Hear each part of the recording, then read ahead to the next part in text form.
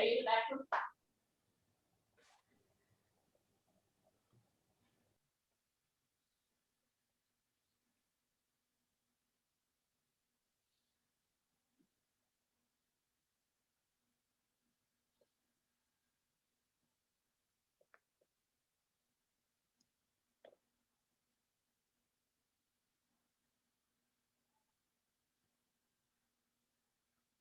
Garrett, you are on mute. Oh my heavens. Oh, can you hear me now? Yes. Okay, great. Let me start from the top. Good evening, good afternoon, good people, whatever time zone you're in. It is an honor to be sharing virtual space with you.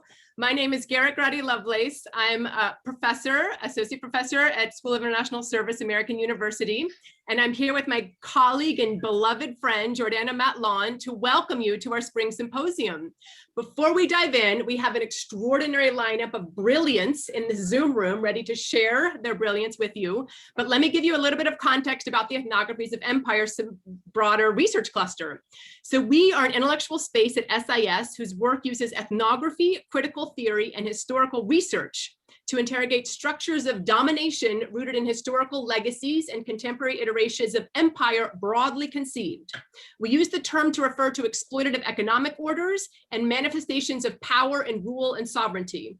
We explore how empire is historically and geographically situated and perpetuated, and ways it organizes material and social difference and disparity. So for many years, actually just for a few years, but it's been a packed few years, we've had symposiums and we've had all kinds of wonderful scholars come through and share their cutting edge research. This particular year, we began our speaker series with an alumni of SIS, Dr. Kia Melchior Quick Hall, with her brand new book, Naming a Transnational Black Feminist Framework. This is really cutting edge scholarship, and we were very honored to host her. We then moved on last fall with Could Anti-Government Militias Become Pro-State Paramilitaries? It was a little too close to home, I'll just leave it at that, but it was a powerful conversation with Jacqueline Fox and Dr. Carolyn Gallagher. We then moved on to Dr. Naomi Hossain's lecture on bare life, theories of bare life in 1970s Bangladesh. This has to do with food aid and broader geopolitics, of kind of the racialized geopolitics of who's feeding who, as well as aid politics in general. We then moved on to a large gathering, a roundtable on authoritarianism, populism, and emancipatory rural politics in the US beyond. We had a lot of people come and share research in a brand new special collection that came out in Journal of Rural Studies. This year, 2021, began with our own Dr. Randy Persaud, meeting with Dr. Patricia Rodney and Dr. Robbie Shilliam with a Thinking Freedom from the Global South. This has to do with Randy's new book on Walter Rodney and the Struggles for Global Justice. It was a pivotal event. Then we moved on to Dr. Horace Bartolo, who spoke on his new book, Drug War Capitalism, Corporate Power, Capital Accumulation, and US Drug Enforcement Policy Making, very cutting edge, multifaceted, and far-reaching scholarship that we were honored to host. And of course, today we have our Spring Symposium, Theory, Method, and Praxis from the Afro-Caribbean. We're centering Black radical traditions. We are really honored to have a whole crew of great folk on our docket today. Let's see here. And I've got all of their introductions here. So Dr. Patricia Rodney is a community leader, public health expert, researcher, activist, and the wife of the legendary Dr. Walter Rodney. She's also the author of the book, The Caribbean State, Healthcare and Women, an analysis of Barbados and Grenada.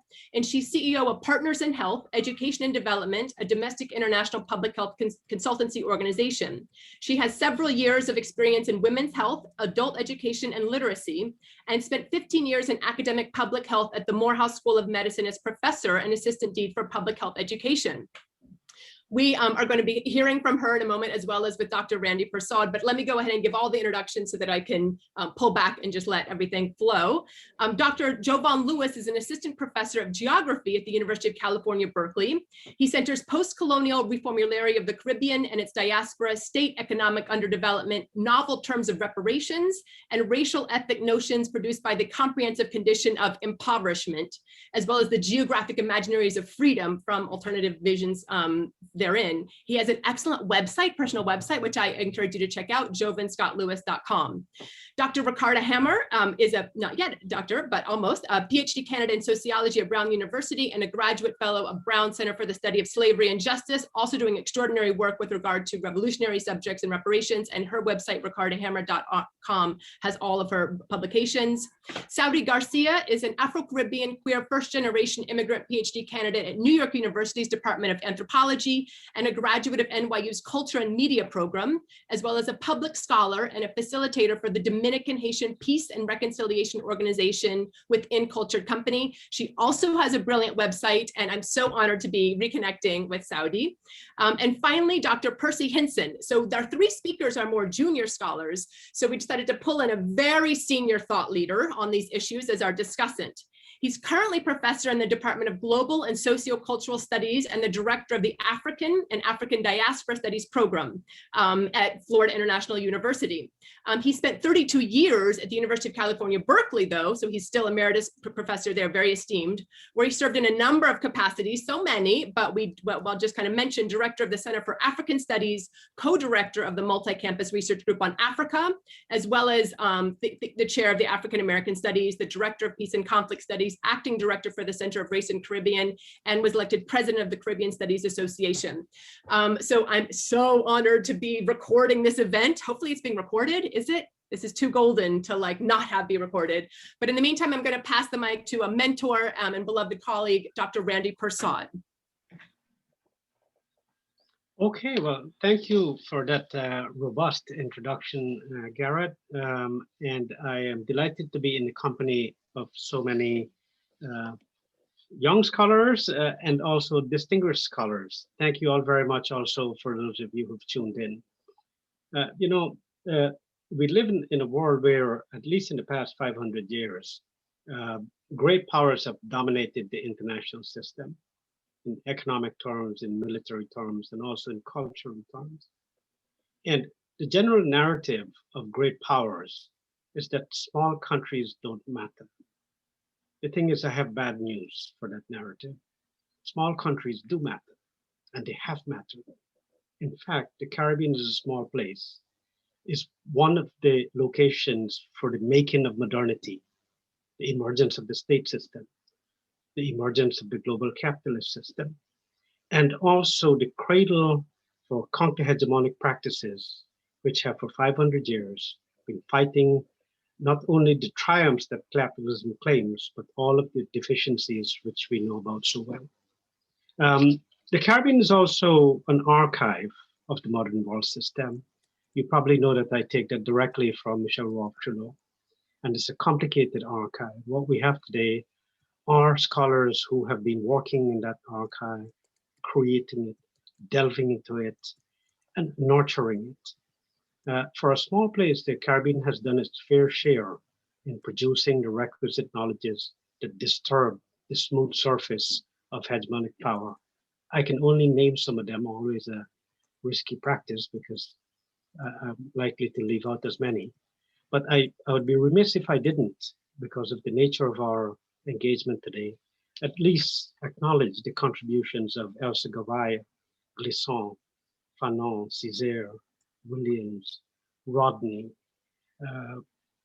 Patsy Lewis, the more current ones, Patricia Mohammed, W. Andy Knight, Hilary Beckles, Rhoda Redda, Lisa Trotz, Roger Pulvarty, and of course, PERCY HINTZEN and Patricia Rodney. It's an incredible contribution that's been made from a very small place. And we have no intention whatsoever of giving up this fight. In that spirit, the best thing to do is to read from one of the greats. And I will show you something. This is one of the most important documents in the history of the Caribbean. Some of you will recognize it right away. You know, it's called People's Power, No Dictator. Very small, very powerful, Dr. Walter Rodney. I just want to read.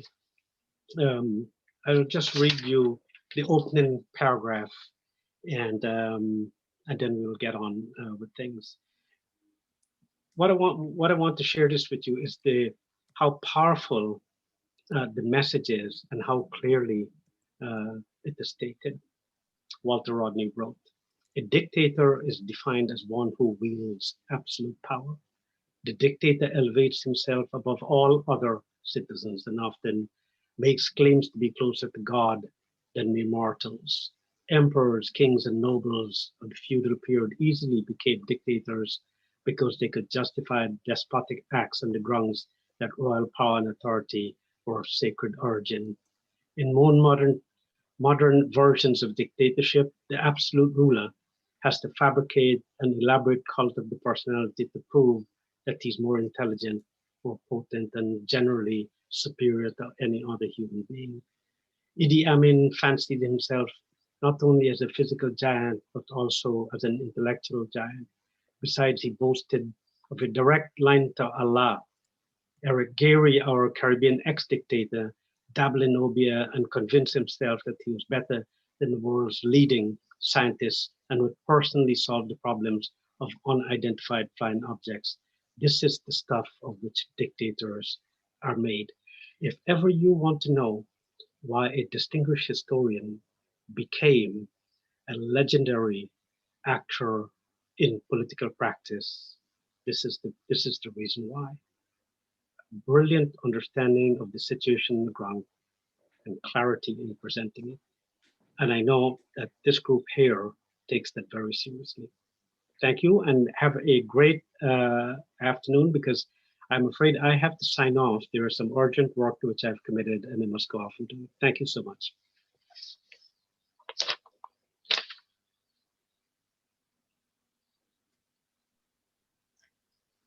Dr. Rodney, the floor is yours.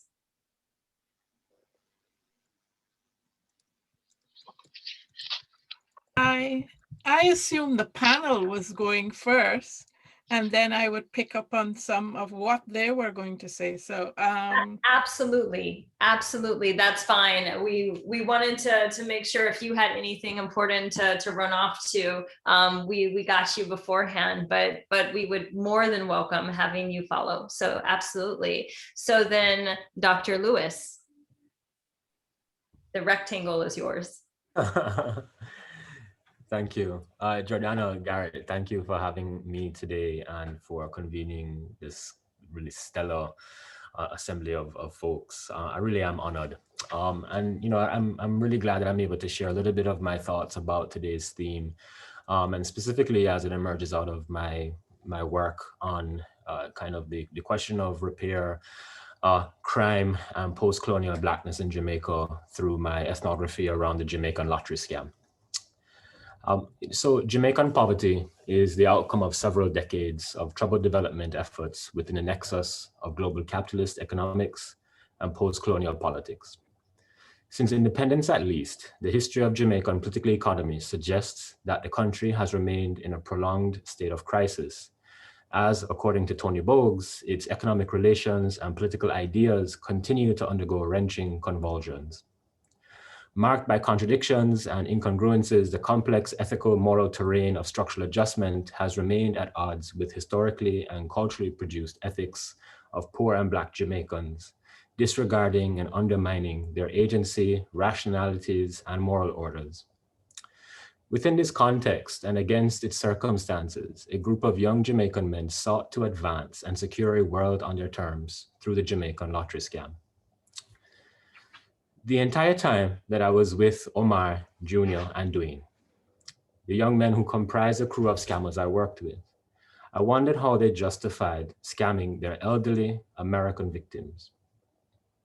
After directly inquiring one day about how they felt about scamming them, Omar answered, "I don't feel a way when we have so little, and them are foreign, or those in foreign or America, have so much, and them still want more."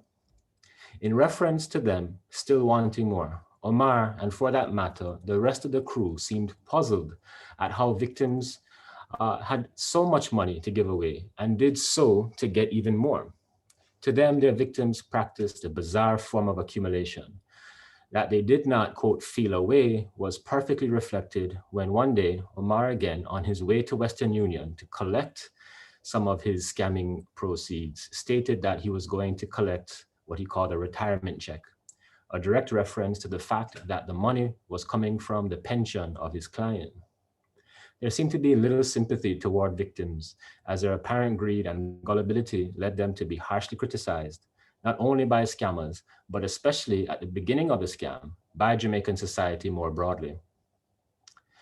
The crew's uncaring and seemingly apathetic sensibility regarding their victims did not mean that they thought nothing was morally wrong with the scam. They hoped to pursue legitimate opportunities and not to have a life of crime. In other words, they did not want to necessarily be, quote, criminal.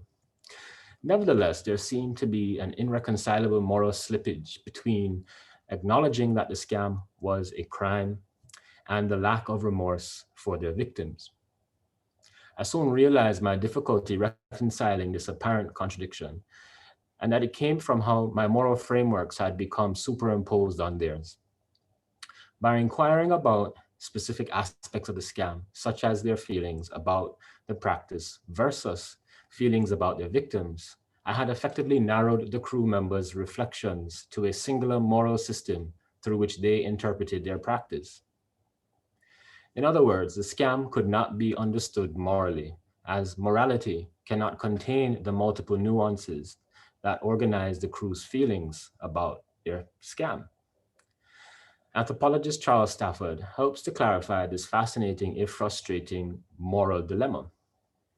He explains that the moral, which he defines as the rules, the norms, and the conventions against which human behaviors are judged good or bad, is precisely not taken as subject to contingencies, and to some extent, it is not permissible to really think about the moral, which he says is a special kind of cultural historical artifact. Stafford goes on to say that questions of morality often receive little attention or interest among research informants. This is likely because the possibilities for moral reflection are limited in terms of interpretation. In other words, the choices are either good or bad. Stafford suggests we focus our attention then on questions of ethics, since they emerge from the actual circumstances of life and often catch informants' attention. It seems, he continues, causing them to philosophize, sometimes even deeply. When I pose my questions as ethical ones, allowing for the kind of philosophizing that Stafford identifies and invites, I began to learn a great deal more from the crew. I asked the crew what the scam meant to them. Their first reflections were rationalizations of the scam as the poor having to do what they can to survive. The scam was survival. However, when I pushed this question further across different meetings with the crew members, their articulations became increasingly evident. They understood the scam, what it did, both generally and for them, how the scam reflected their understanding of the world around them, and what role their victims played in it all. Ultimately, we got to what the scam meant. One of the crew members, Junior, summed up the ethical considerations of his victims as, "It is we who are poor and don't have anything, and it is we that make them," meaning the North American victims, "have what they have." There is a slight but meaningful distinction between his answer and the earlier one provided by Omar, which proffered a straightforward binary between the crew members and their victims. Again, we have so little and them afar and have so much. In contrast, Junior's response indicated a co-constitutionality between the two. So sharing Omar Jr. and Dwayne's story brings up obvious questions about how I was able to work with the scammers and how I reconcile the problematic ethics of doing so. I had to negotiate and balance the many ethical contradictions of my fieldwork among criminals, right? These contradictions, typically framed as moral issues, have often captured the imagination of or caused puzzlement for the many audiences in the various academic presentations that I've made of this research. On multiple occasions, the audience seemed less interested in the complex articulation of urban Jamaican poverty than in the crew's morality, and even my own. I have often explained that at the time of my research with the crew, which consisted of 18 months between 2011 and 2013, scamming in Jamaica was not technically a crime.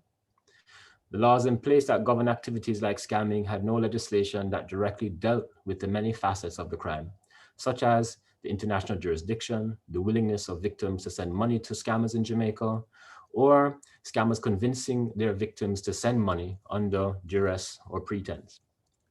The only law that sufficiently addressed scamming was the Larceny Act, which allowed for the prosecution of the unlawful obtaining of property. However, without a formal victim complaint, Jamaican authorities could not prosecute many suspected scammers. Subsequently, scammers were often only charged with unlawful possession, with goods deemed unlawfully possessed being confiscated. For the crew and scammers in general, there was an attitude of having a license to scam. They understood this on the one hand as a shared ethic that criticized victims for falling for the con, and on the other, a recognition of the Jamaican state's inability to forego the revenue that scammers were actually bringing into the country.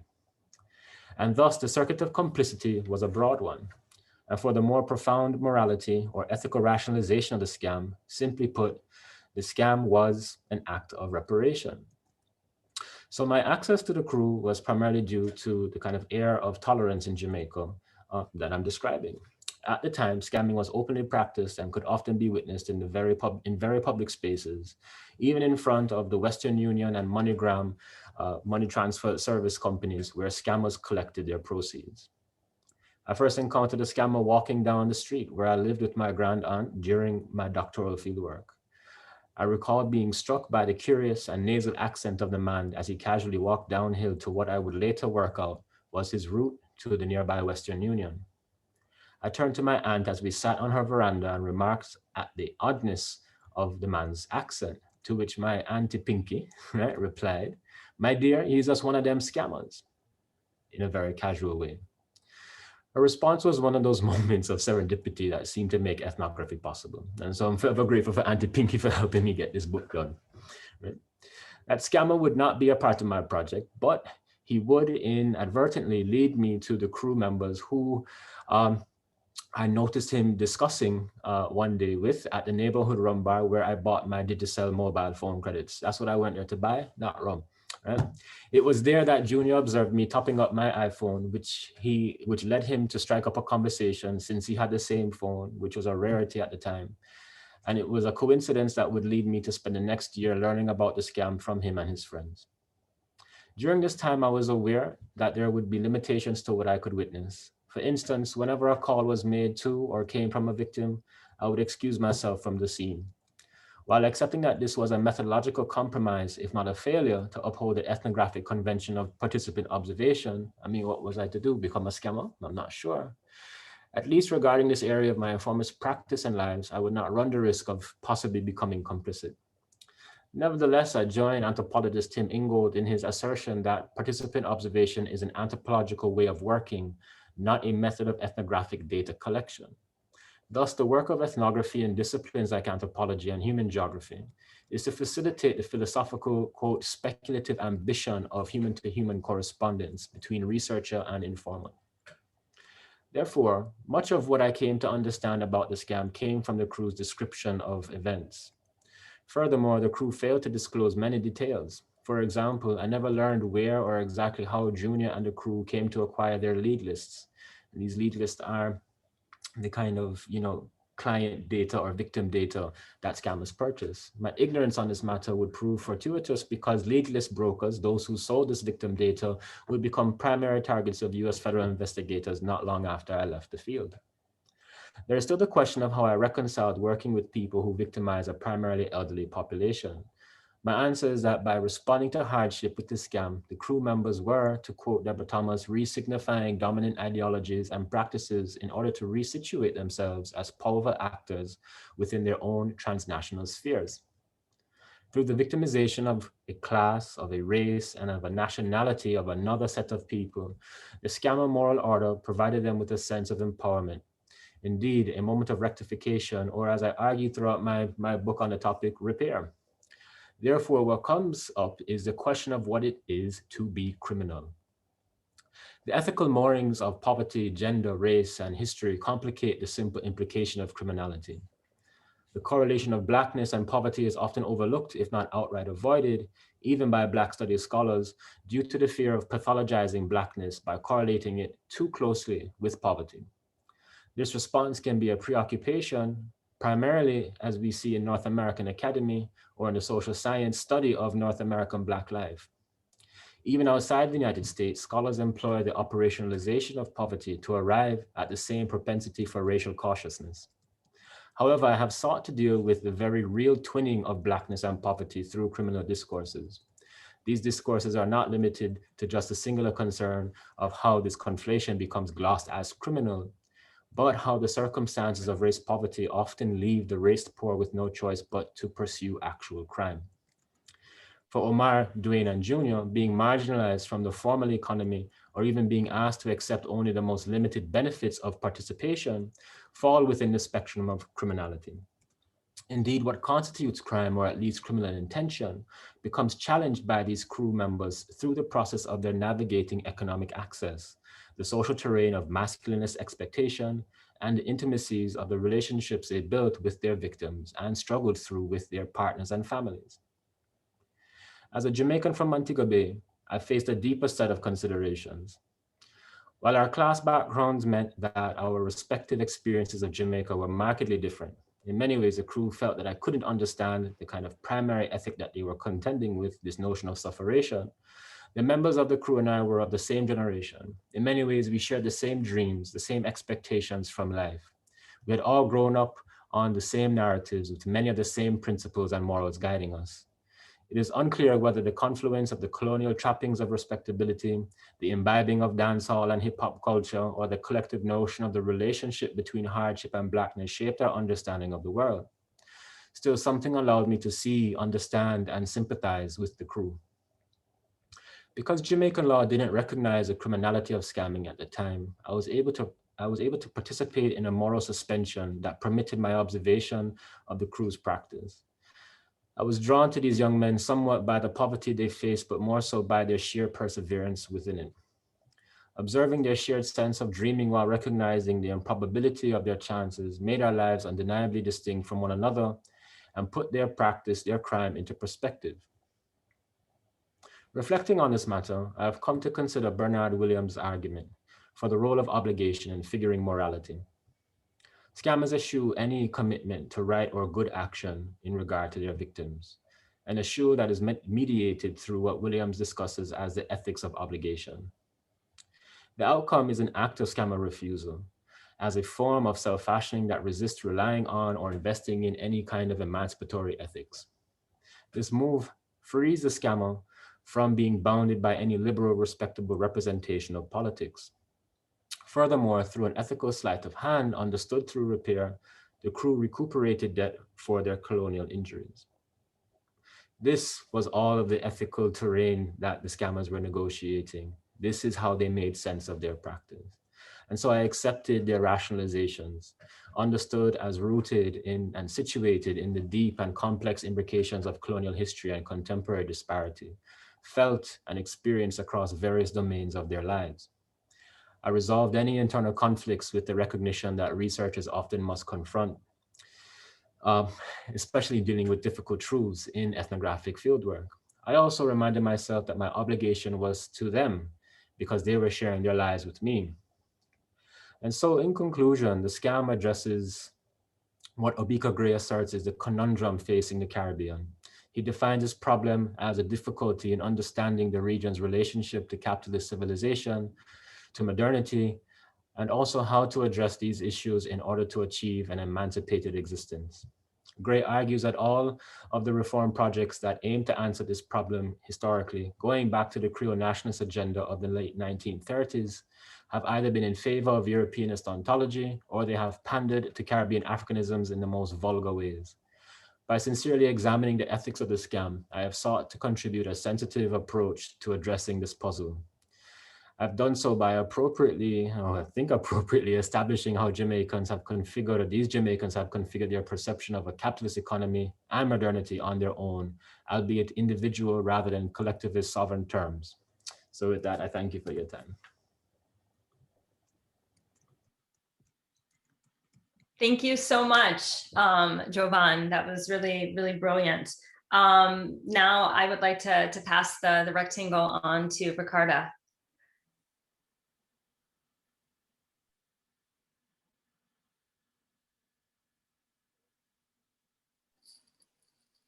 Okay, hi everyone. Can you see my slides? Yes. Thank you. Fantastic. Okay, so thank you, Jordana, Garrett, Asha, and Kate for organizing this really extraordinary event. Hello again to my fellow presenters, and thank you all for coming. I'm so grateful and honored to be here and look forward to our conversation. So my talk today is titled The Unthinkable Revolution, Haiti and the Struggle Against Racialized Modernity. And it is about the significance of the Haitian Revolution and the ways in which I have learned how the events in Haiti really explode the very categories through which the social sciences tend to think. So citizenship, the nation state, political agency, and many more. So in other words, what I would like to do today is to argue that in making sense of Haiti, we need to engage in the process of unlearning, to rid ourselves of a series of frameworks that simply cannot contain the Haitian story. And specifically, I'd like to make 3 points. One, I'll point to the fallacies of methodological nationalism and imperial erasures, which characterizes a lot of sociological work. 2, I will explain this question of racialized modernity and the importance of theorizing from history. And 3, I will try to make the case that Haiti really prefigures many of the predicaments of decolonization movements that we will come to see in the 20th century. Now, but before, let me just give you a little bit of context on the conventional story of European democratization, by which I mean movements for the expansion of the polity and greater access to civil, political, and social rights. Now, this is a vast area, particularly in sociology, and much of sociology focuses on how democratization occurred and whether it can combat the inequalities produced by capitalism. Now, this scholarship focuses largely on the white working classes of feminist movements in the metropole. And this literature almost exclusively thinks of citizenship struggles within the analytical framework of the nation state, as if Europe is entirely bifurcated from its colonies. And as such, the scholarship erases the concurrent colonial struggles for freedom. Recall, for example, Rogers Brubaker's iconic book, Citizenship and Nationhood in France and Germany, where he states that, quote, modern national citizenship was an invention of the French Revolution, end quote, in that it merged the idea of the national community with that of political rights for those part of that community, thereby dividing the world up into citizens and foreigners.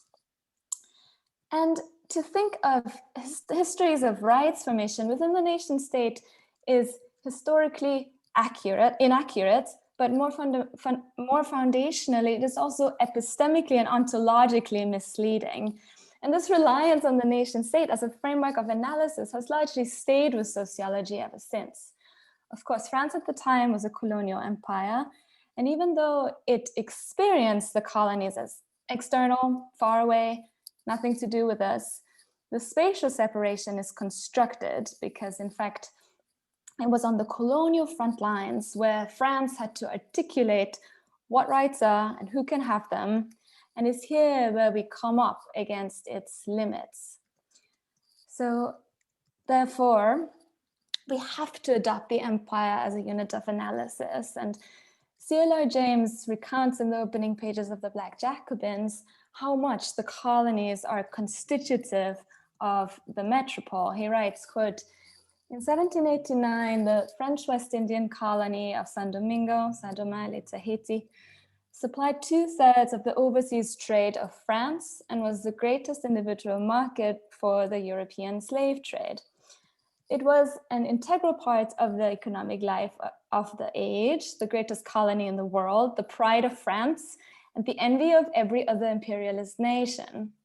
The whole structure rested on the labor of 500,000 slaves, end quote. So Saint-Domingue at the time is the most important colony and really the linchpin of a world economy built on slavery. Now, the universals of the French Revolution were not intended for the colonies, though of course there was debate about the abolition of slavery in the metropole.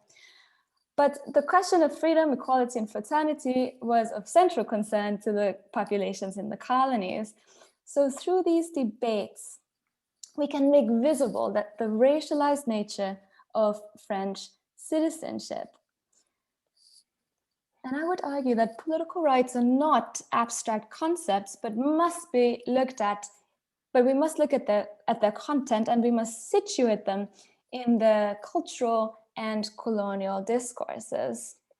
So as opposed to what I found to be a common modus operandi of sociology, which is to abstract from history, I would argue that we need to do the opposite, to locate our theoretical concepts in their historical context, to keep the specific cultural connotation of a concept such as citizenship. Now, Sylvia Winter, Aníbal Quijano, Tony Bogues, and many others have argued that the Enlightenment constructed not a universal, but a particular kind of human who could be a political agent, while inventing the colonized as the opposite. So rational, irrational, modern, pre-modern, civilized, barbaric, etc. And Enlightenment racism, from Kant to Jefferson to Montesquieu, conceptualized Africans as people without history, as people who are pre-modern and could not possibly contribute to history, nor exercise freedom over themselves, and by extension over their own sovereign nation. And to present European citizenship formation as analytically separate from this racial and colonial project is inaccurate at best, and at worst, it reproduces the Enlightenment racism that constituted the colonial populations as outside this territory of rights. And again, the articulation of these racialized constructions takes place when people of color and the enslaved claim their rights and freedoms. So, for example, it was the mixed free population in Haiti, the gens de couleur, who first claimed rights for themselves, arguing that they were French citizens and that political rights were to be irrespective of their race. Now, these debates are complicated and we can talk about it later, but eventually the National Assembly in Paris felt the pressure of the uprisings in Saint-Domingue and passed a decree that bestowed citizenship on all free people of color. Now, the enslaved really entered revolutionary struggle in 1792. They had made a series of demands to planters for better working conditions and protesting punishments, such as the use of the whip. But these demands are rejected, which is when they begin to demand all-out freedom. It's important to note that France tries to maintain slavery, but eventually bows to the pressure from below. And once the English and Spanish imperial armies attack, the French try to enlist the enslaved in the French army, so they agreed to abolish slavery. Now, oftentimes, the struggle of the enslaved is seen as fulfilling the promises that were originally uttered by the French Revolution, that while the French Revolution was restricted, the Haitians realized its potential. But this, I think, does a disservice to understanding the freedom project of the enslaved. Just as much as the French Revolution comes out of a specific history, so does the Haitian Revolution. So if the project of the French Revolution was to overthrow the king and locate political authority in this thing called the people, the enslaved struggled not for the fall of the monarchy, but against a dehumanizing system that constituted them as property. So here I follow a series of thinkers of the Black radical tradition, including Aimé Césaire, Fanon, Du Bois, Anthony Bogues, and more recently Marlene Doubt, a historian who recovered the phenomenal work of the Baron de Vathey, who suggests that there was a radical imagination here, one that located freedom not in a colorblind republicanism, but in the specific struggle against slavery. In a world of dehumanization that stripped the enslaved of personhood and political agency, the enslaved recuperated their human dignity and agency. So as I've argued with a friend of mine, Sasha White, the freedom struggle in Haiti contained the assertion of Black humanity in a world where Black freedom was rendered unthinkable. Now, just to be clear, I'm not arguing here for a parochialization of the Haitian Revolution, but rather to think of their visions as a kind of situated universalism where political projects come out of specific political predicaments, just as much as European political projects also come out of specific political problems.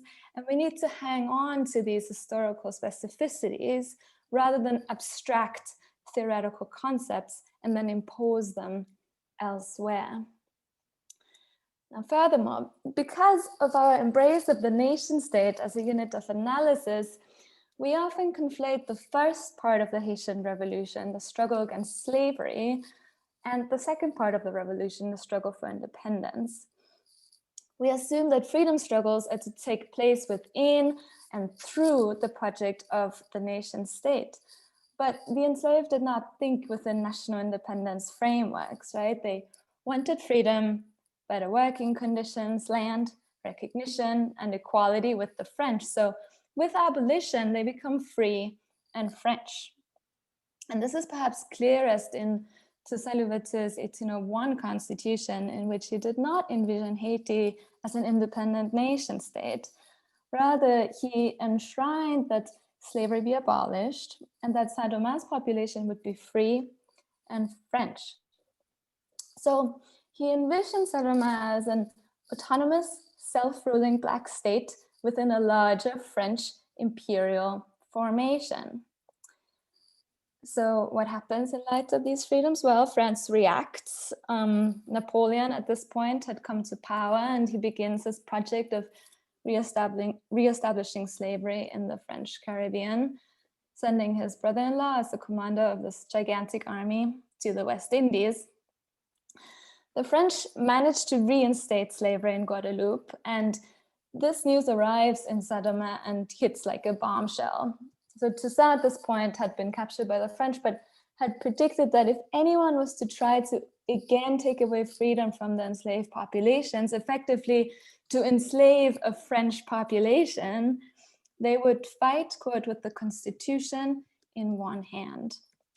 And indeed, Dessalines leads the slave army into battle. This time he breaks with France and leads the enslaved to victory. And by January 1st of 1804, Haiti becomes the first independent Black nation.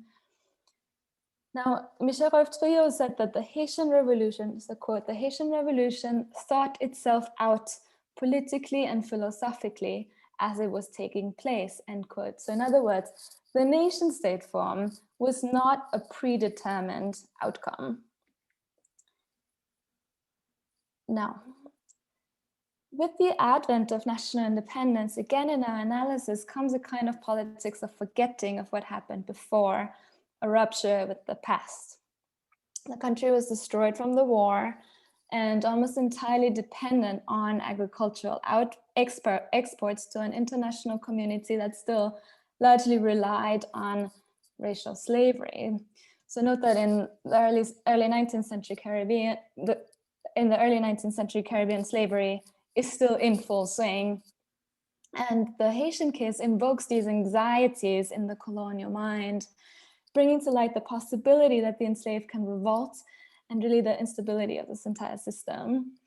So there's a lot of investment by the international community in ensuring the failure of the Haitian independence project. Again, paraphrasing the historian Marlene Doubt, it's not that the Haitian Revolution failed, it's that the world failed Haiti, and I would add that perhaps intentionally so.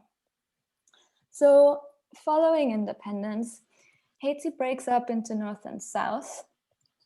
After Dessalines' death, Henri Christophe governs the North, and for both Dessalines and Christophe, the central question was to ensure freedom from further colonial rule and to counteract the racial hierarchies imposed through colonization.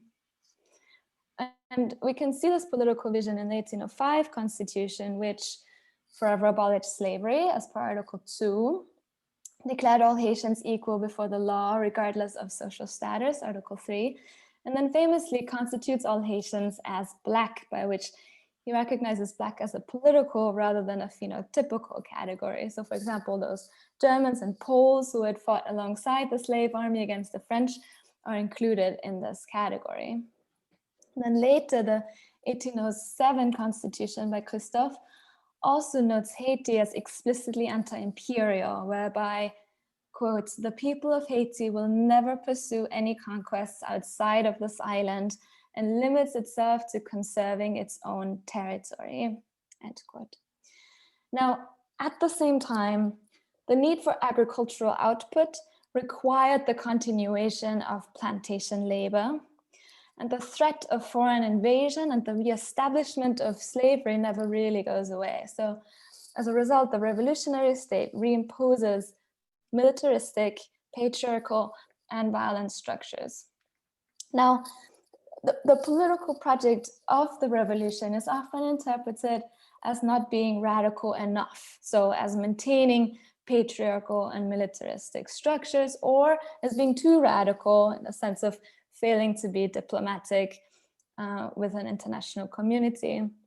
But my point is more that as we analyze these questions, we have to do it within the framework of empire, not the nation state, the empire as past and its continuation. So thinking within the larger context of empire, both Ciola James and Aimé Césaire recognize that post-independence Haiti struggled with some of the same questions as 20th century decolonization movements would, in that it had a radical political vision, but also came up against the continuation of neocolonialism and elitist structures.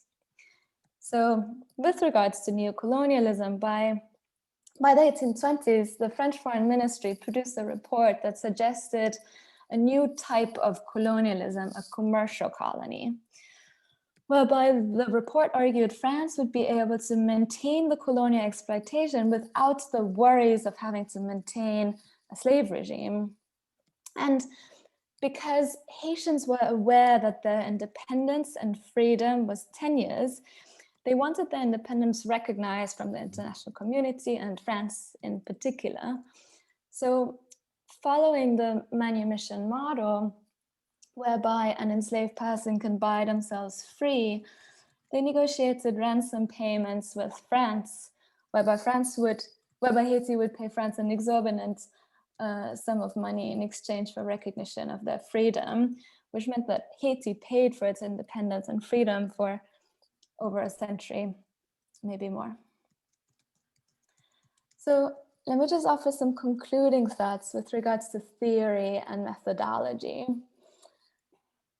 First, this is not just a question of the Caribbean experience that somehow doesn't fit into existing theoretical frameworks, but rather it is an epistemic starting point to understand the making of the modern world. And here, of course, that follows Césaire, who wrote that, quote, "To study Saint-Domingue is to study one of the origins, one of the sources of contemporary Western civilization," end quote.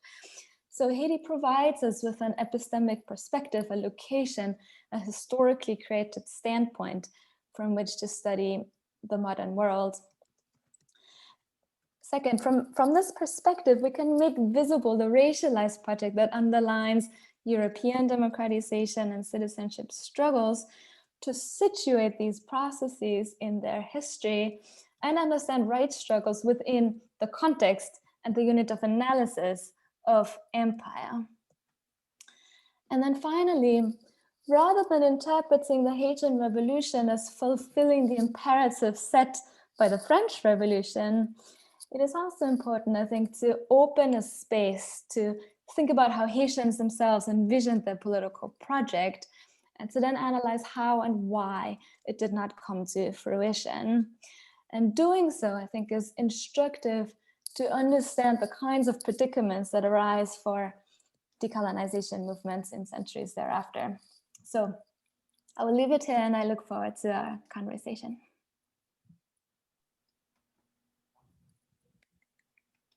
Thank you so much, RICARDA, that wonderful intervention. And certainly as you were mentioning the exorbitant ransom, I was thinking about reparations a little bit in JOVAN's presentation. And now thinking about the island and racialized modernity, let's pass the rectangle on to Saudi. Hi, everybody. Thank you so much. Really appreciate it. I think it's amazing that these talks are going to be in relationship to each other, I hope.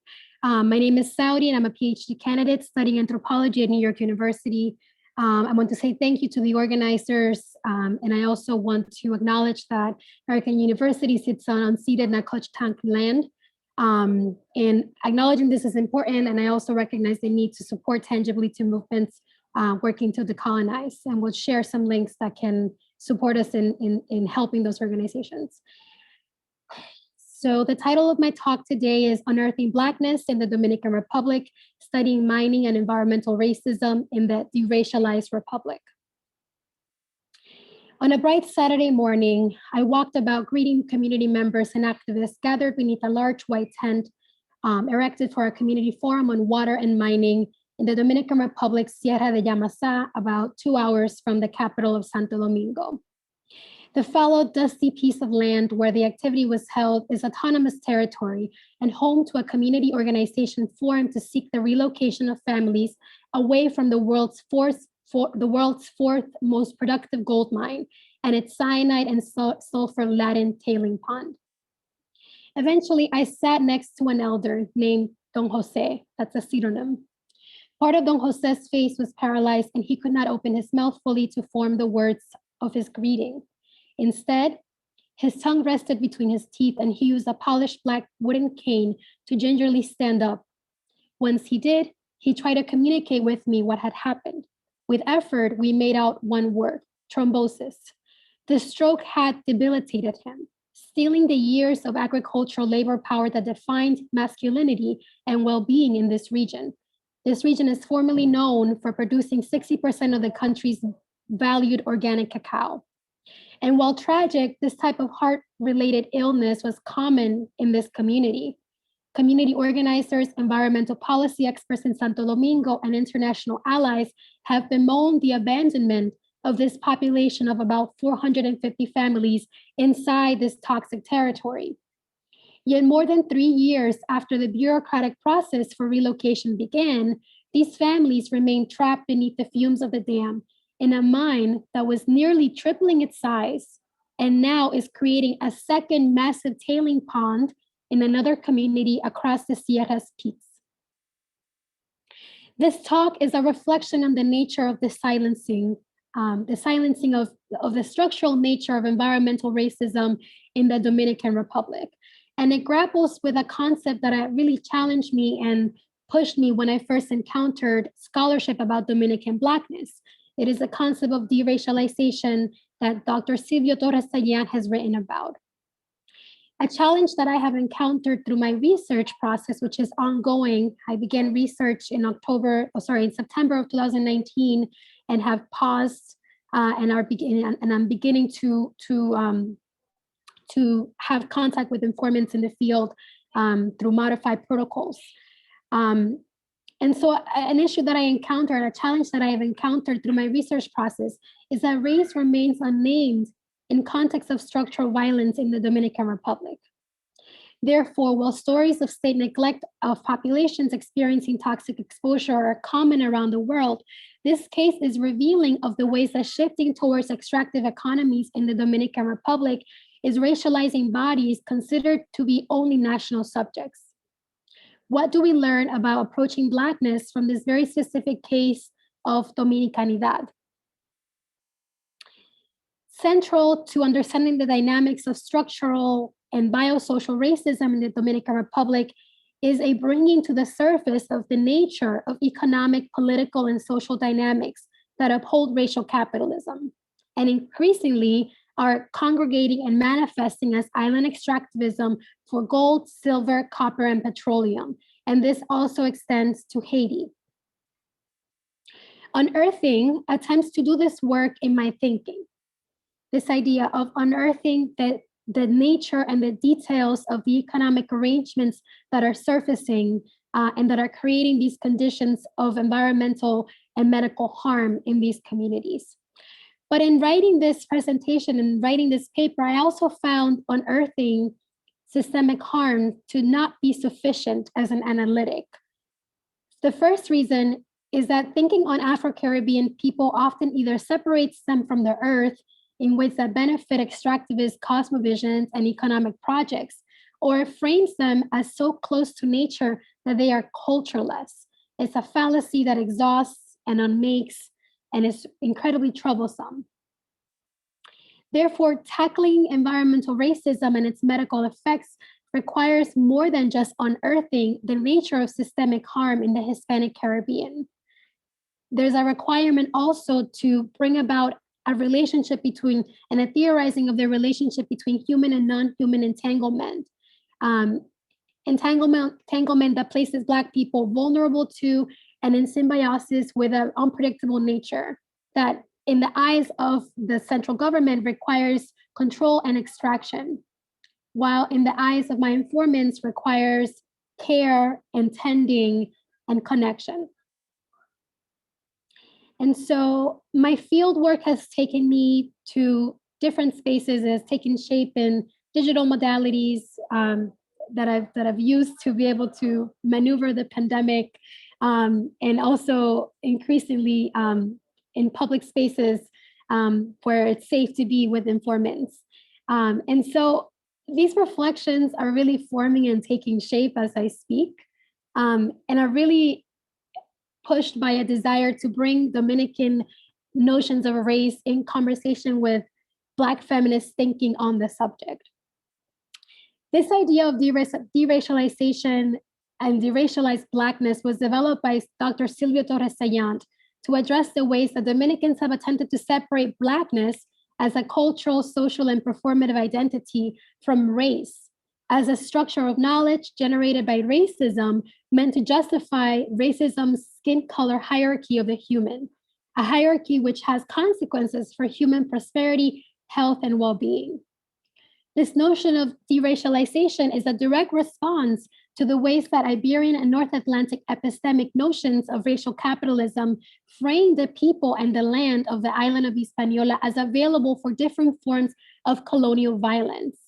And returning to RICARDA's presentation, while in Haiti, the countering of this episteme resulted in the Haitian Revolution, the overwhelming political product of the Creole and Hispanic elite of the eastern side of the island needed the erasure of formerly enslaved, historically maroon, and a large free Black population that has lived on the eastern side. This population either lived in the peripheries of the city of Santo Domingo, in places like Villamella, or even more threateningly in the mountain range that erupts powerfully onto the horizon as one heads north and northwest from Santo Domingo. This political, cultural, and social arrangement has been explored in depth by scholars who have been fascinated by the way that Dominicans do not exhibit a quote-unquote racial consciousness or seem to uphold traditional Latin American notions of color blindness and racial democracy, all in quotation because increasingly research highlights the ways in which these myths perpetuate violence. So as I prepared to conduct my field work and dove deeply into that scholarship, I understood that I learned that race is used to construct or create an other that is primed for exploitation, and it occurs in a multi-layer and complex fashion among Dominicans, and is primarily directed towards Haitians. Dominicans, on the other hand, the cultural norm says, are a mixture of three races that have created a society that is democratic and harmonious, and importantly, does not experience or practice systemic forms of structural racial discrimination. Since I began my studies and in my research, other scholarship has emerged to contradict this version of events. For example, Dixon Ramirez argues that this misrecognition and racialization of the Dominican nation as a free Black mixed race republic resulted in an epistemic ghosting. These epistemic forms of racial ghosting extend to the extractive geologies and the extractive thinking of the discipline of geology that enables the destruction of historically Black monte or mountain ecologies, which are not seen as culturally significant, autonomously Black territories to be respected or protected in regional agreements that respect the rights of Indigenous and Afro-descendant people. Such ghosting sits upon a political and economic history of imported European settlers to populate the border with Haiti, the perpetuation of Black genocide in 1937 and 1961 in the western borderlands of the Dominican Republic, and the struggles to preserve rural land ownership and identity in the face of the failure of the 1960s land reform, and also the aggressive ecological conservation campaigns that began in the 1970s and that have removed peasants from their lands all around the country. Without these forms of violence, the epistemic, geographic, and ecological ghosting of Afro-Dominican rural people could not take place, and therefore the state's mining project could also not take place. And so returning to this idea of deracialization, this idea of being removed from the racial episteme, I notice and encounter this in my field work in several ways, both deracialization and ghosting. And I was prepared for those encounters and have been maneuvering ways to have intimate conversations with people despite the challenges of the pandemic about their feelings in relation to race, racism, and systemic forms of structural violence in this context. So I list a few examples of these micro moments, but they are by far not all. Right? Some examples of deracialization, of silencing, of ghosting about systemic racism include seeing and recording Afro-Dominican cultural traditions such as drumming, oral tradition, different forms of expression that is performed in anti-mining marches and events. But then questioning and engaging these participants and the experience of having this be named as roots or folklore and dissociated from African heritage, either tied to Indigenous heritage or named as part of Catholic cultural tradition. Second, I've seen this through a lack of engagement and a response from my collaborators when someone visiting from the US for a public event asks about the racial nature of the environmental discrimination that people are experiencing, given that the majority of the countryside is of African descent, and the community also includes Haitian migrants who have settled there and are now living under this tailing dam. And there was no engagement and no real response to this inquiry. Instead, the conversation became about class and gender. And finally, in conversation with folks prior to the pandemic, there's a cultural memory and an engagement with the US occupation of the Dominican Republic in 1916 and 1961, and an understanding that the whiteness of Barrick Gold gets to be named because it challenges Dominican territorial sovereignty as a form of corporate violence and references, echoes, historically indexes these previous occupations. And yet there is a silencing on the actual and social whiteness of the people in the capital of Santo Domingo, who make decisions to mine mountainous territory and exploit coastal territory for petroleum, but yet get to continue to be unnamed as racial actors as well. So this deracialization and ghosting give reason for this idea of unearthing Blackness in the Dominican Republic. And there's a generation of scholars before me, most close to my heart, someone named Aida Cartagena Portalatin, who have written extensively about Black culture and African heritage in the Dominican Republic. But I argue that in this present moment of island extractivism and aggressive ecocide in the Caribbean and in the Dominican Republic and Haiti, this unearthing does not go far enough and necessitates further thinking. So if we follow this line of thinking towards a conclusion, unearthing would result in racializing Dominicanidad and censoring the ways that colonization and nationalism have created forms of harm that are inscribed not only in landscape, but also in bodies. Racializing Dominicanidad implicates an entangling of bodies and landscapes. Of course, we are used to thinking of this in the ways that humans shape nature. This is a hierarchical, unidirectional shaping. But this entangling also implies a vision where humans and nature shape each other beyond the confines of extractive colonial systems. So, as my ethnographic research is highlighting, the Black Dominicans living in the mountainous territories, now increasingly challenged by mining, politicize this symbiotic relationship. They do not idealize it, but they politicize it. It is not a romantic relationship, but it is a political relationship. So, for example, I can think of the ways my informants are food self-sufficient and create surpluses through their organic cacao farming. These are folks who are living in another community that is currently under threat, but that's still able to farm and grow and has water.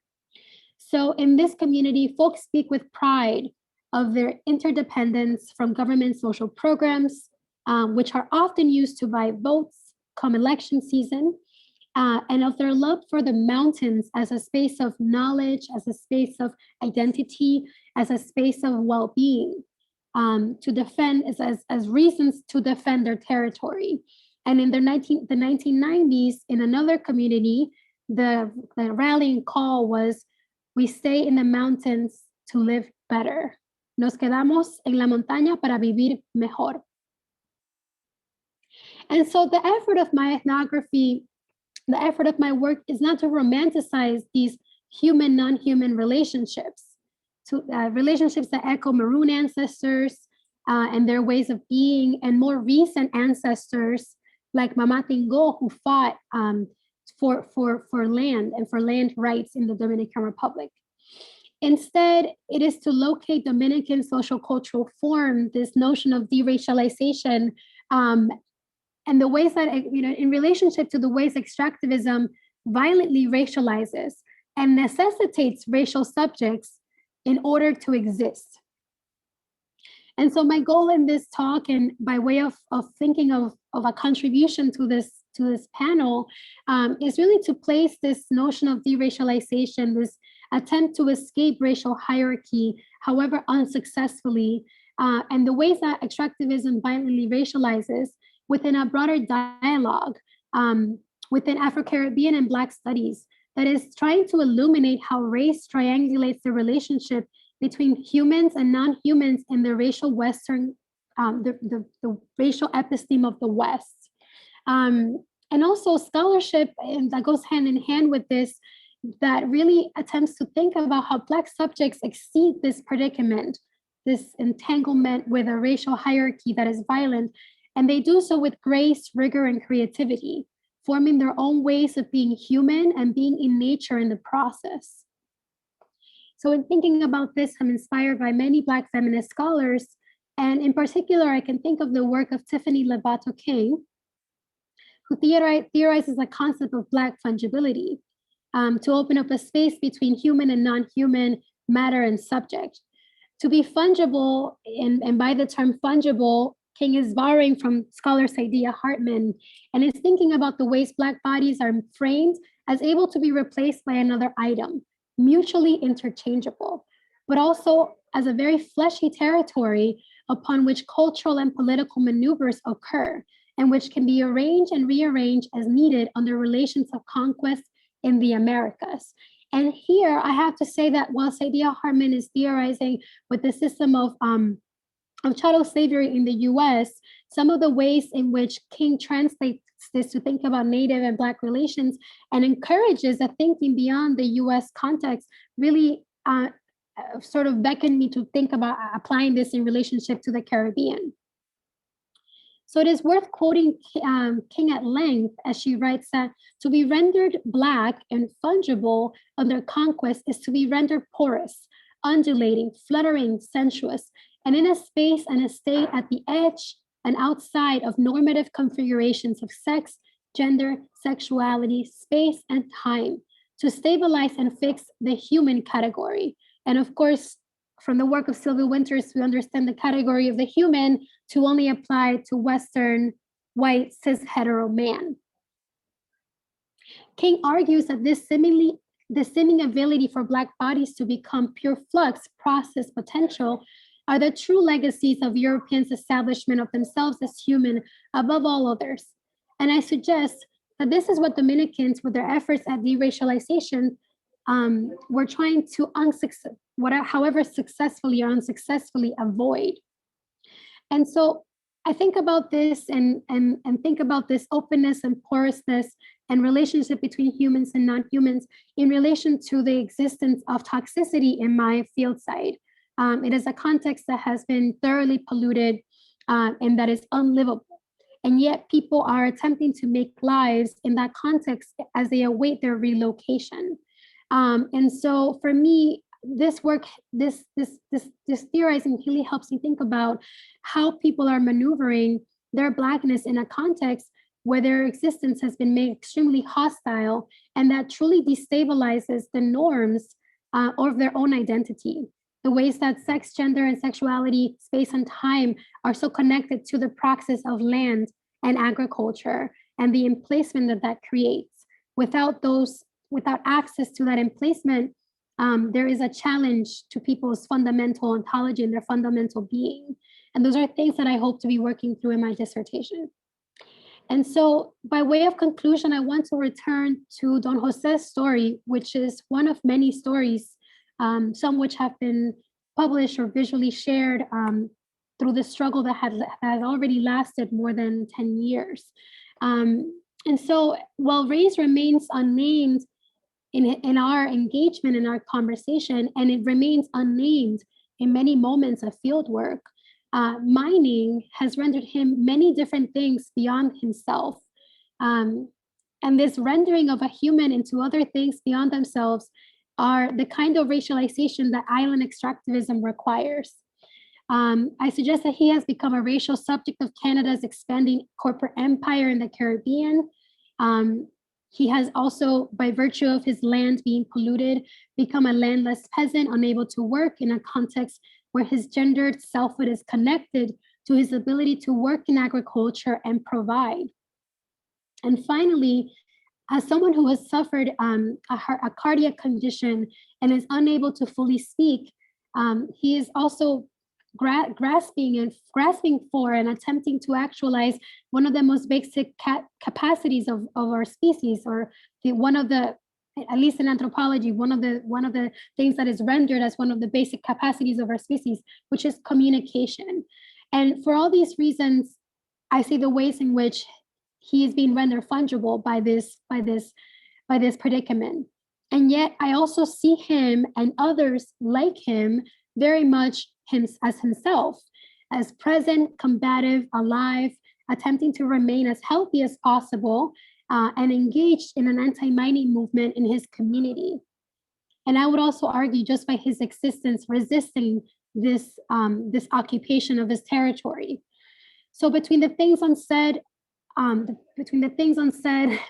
in that small exchange, the things that transpired between us, there lay an entire history of Black rural resistance to colonialism and its violent entanglements of humans and non-humans in the DR.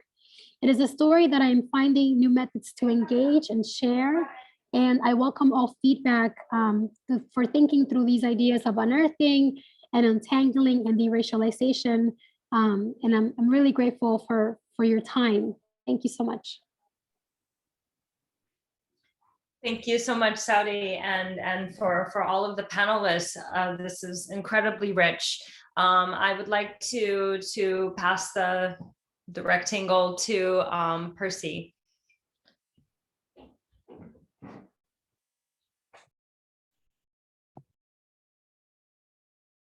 Oh, I'm sorry. I thought Professor Rodney was going to go before me, but she didn't wait.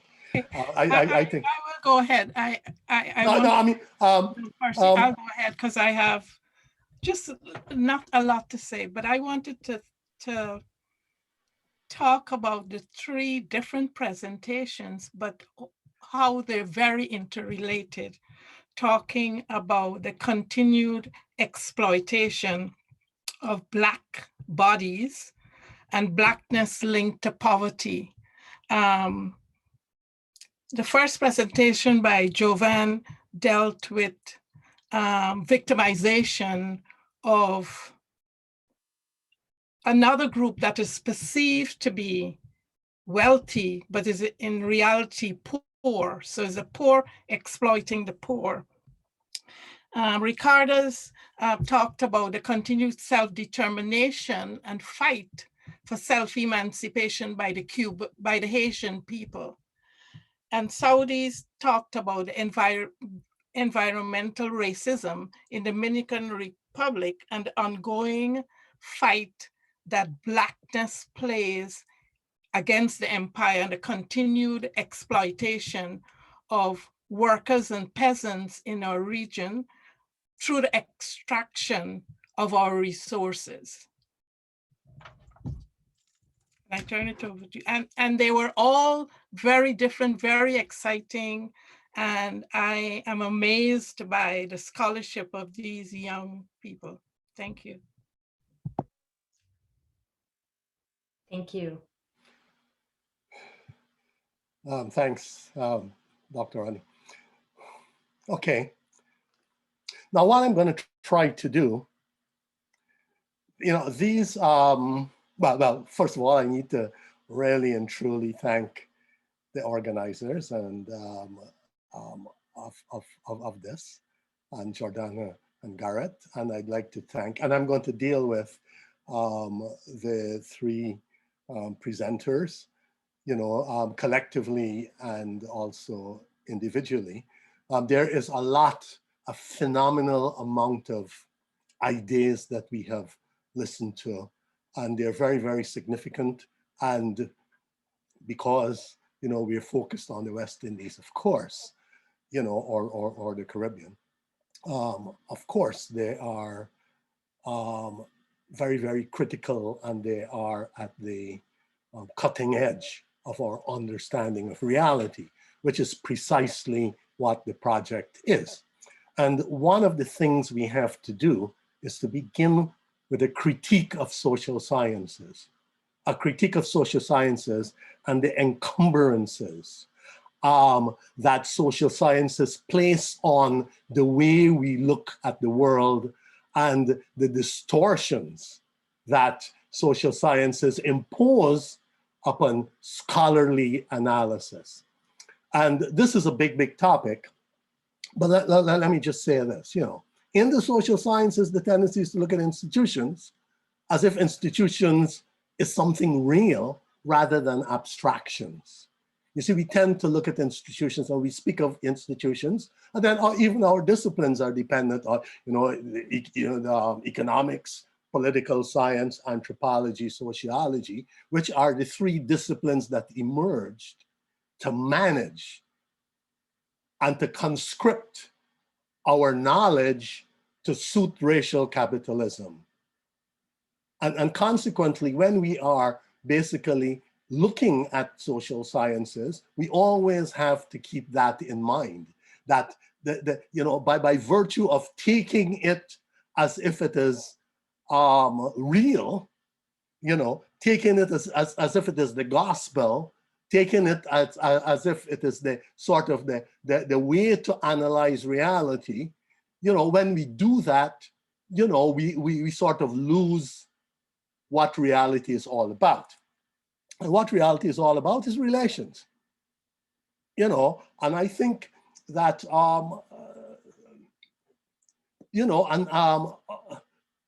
well, first of all, relations, and secondly, consciousness. And I think those are basically the two analytics that we have to look at when we look at the Caribbean, to understand why the Caribbean is so critical and so important, and why it has produced so many of the very, very, very top and important scholars that have basically challenged. They have sort of basically challenged the canon of the various disciplines. And I think Edward Glisson is very, very important in this, because he is one of the foundational challengers, of social sciences, by focusing on relations.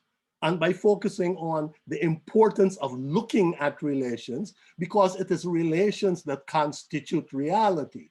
And if we do that, and we look at the Caribbean, we would understand why it is that the Caribbean human, as opposed to the Caribbean man, Sylvia Winter, the Caribbean human is the most modern subject in the world, because the Caribbean human is constituted by every single relation that existed in the world by virtue of the way the Caribbean is constituted. You know, everyone from everywhere came at some point to the Caribbean and participated in these relations. Everyone from everywhere. And consequently, the sort of Caribbean self is the constitutive self of humanity, so to speak, because it relies upon what Glisson calls the errantry. It relies not only upon the relations as they exist, but the relations as they have been produced out of the past. So it is the Caribbean bring together everybody's past and everybody's present in the constant production of the human modern self. The constant production. And why I'm saying that? Because you know, I've always noticed that wherever I go, I find people in the Caribbean. One time I was on a train in East Germany, and I found some Jamaicans. And I saw them, and I'm in East Germany, and I went to them and said, "What are you all doing here?" And they explained what they're doing here, you know, and it was explained by relations. It was explained by relations. One of them went to university in Russia, and decided that he's going to camp out in East Germany. Another one married an East German woman. You know, there are all of these things, and these guys were on the train. Everywhere you see the West Indians. And the reason why West Indians are modern, we have to go back to Hegel, even though Hegel deserves a lot of criticism, is because they are able to function in the abyss, in the unknown. If you put a West Indian in the unknown, that West Indian could bring knowledge. The knowledge that's West Indian human brings to manage and to survive. And I think in the crisis from the beginning, from the crisis of enslavement, the crisis of colonialism, from the crisis of capitalism, and the crisis of pre-capitalist accumulation, in that it has always been a crisis, and it is a crisis that has to be survived. And it is the ability to survive. It is the ability to survive the fundamental crisis, the existential crisis of capitalism that makes the Caribbean human the most modern subject. So, and JOVAN speaks about this, you see, and JOVAN speaks about this because West Indian, the consciousness of the West Indian, the consciousness of the Caribbean self is a consciousness which exists outside, to a certain extent, outside of the strictures, the impositions, the discourses, the impositions of the colonial project, which is also the project of racial capital. And I think that, you know, the West Indian is always trying to find a way to freedom, or a space of freedom within this reality. And one reality is agentive, you know, an agentive reality, agentive meaning the power of the state and the power of authority to impose their will on everything and everyone on the one hand, and there's non-agentive. And the non-agentive is the power of relations to escape that will. The power of relations to escape that will, to find a space outside of that will to empower, will to impose, through violence. There's always a way. And during enslavement, the enslaved found that way. They found that way. They found ways where the outside of the gaze of the colonizer to be human, to be their modern self. They basically found that way.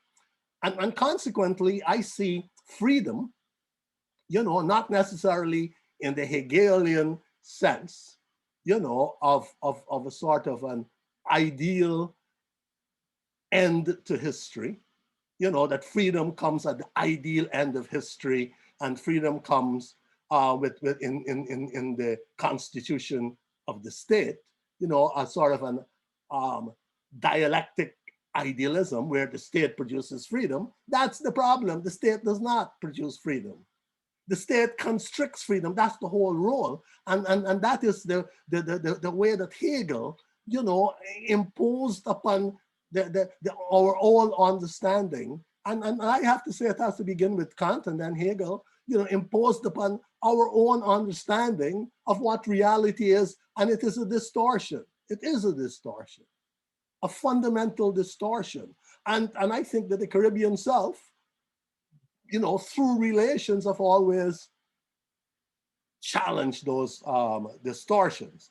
So I think JOVAN's presentation showed you that, you could speak about morality as much as you want. You could speak about morality because morality, or a particular type of morality, an enlightenment and a particular type of enlightenment is also a distorting discourse. It is a distorting discourse. And consequently, if persons are existing outside of that discourse, there's always the sense, well, you're a criminal, well, you're this, blah, blah, you're doing bad things. Well, I'm doing bad things because you forced me to, because that's the only way I'm going to survive. And your bad may be my liberation. Your bad is my liberation. And so on. So let me, let's get to the methodology because I don't want to, I don't. And in the Caribbean, so consequently you have to look at outside of the scholarship for the wisdom of relations, right? And let me give you some, what we might call organic intellectuals. Well, let me try. I had it written down. We have a guy called Sparrow. You see, and Sparrow wrote something called Dan is the Man. And that is a brilliant, because what he's saying is that there's a guy called Cuttridge, and Cuttridge wrote these books, and we all had to read these books to learn English. And in the process of learning English, we got indoctrinated with coloniality. And this Calypso goes through this process of indoctrination. And then he also had a Calypso called Capitalism Gone Mad. And he predicted, and the Capitalism Gone Mad was written in the 1970s. And he predicted the crisis of capitalism. And he said, it's the bourgeoisie. It gotta be the bourgeoisie who are gonna destroy this world. Capitalism gone mad. Bob Marley spoke of the bald heads. And he spoke about the bald heads. And this is why he said we have to get these crazy bald heads out of town. Well, the bald heads are the persons who are responsible for the maintenance, the reproduction of capitalism. And then here's his argument. He said, I build the cabin. In other words, all of this edifice of capitalism. I plant the corn. Didn't my people before me slave for this country? In other words, it is mine. It is not the bald heads. It is mine. And then we have Peter Tosh, who says, I don't want no peace. He says, everybody is crying out for peace. Everybody. The Christians crying out for peace. Everybody is crying out for peace.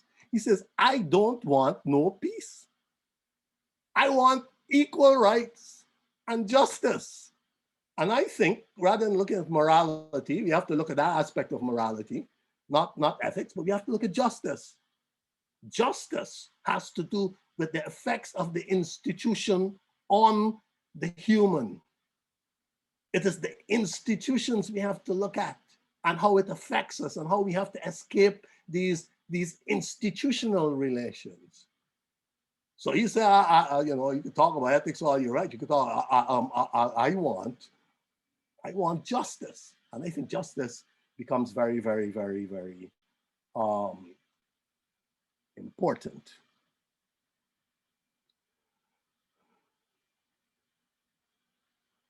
And I think RICARDA makes a very, very important intervention. And it has to do with freedom, and I spoke about it before. You know, the sort of question of freedom and the question of who is the modern subject. And the question that freedom is always, no matter how much part of freedom you have, it's always under siege.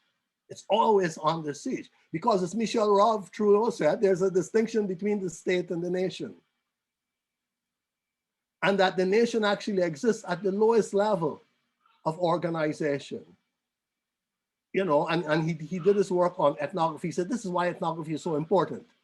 Because you can't look at the macro. The macro is a myth that is imposed on you. You have to look at the relations at the lowest level. And if you want to look at the state, you can't abstract the state as some crazy thing. What you have to do is to look at the state in terms of its practices and processes at the very local level. And in order to do that, you have to use not only ethnography, but you have to use the knowledge, the gnosis of the people. You have to find out why are they doing and how are they doing and how are they surviving. Because we see, you know, I mean, you know, I do think that, you know, there's a sense of us looking at Haiti as in a romantic way, you know, and it is a sort of a romantic story in the broader sense, not in the sense of the narrative. It is because, you know, it was a movement for freedom. However, it was still constrained and constricted and conscribed by this narrative of the state and this narrative of colonialism, the narrative of coloniality, which they were never able to get out of.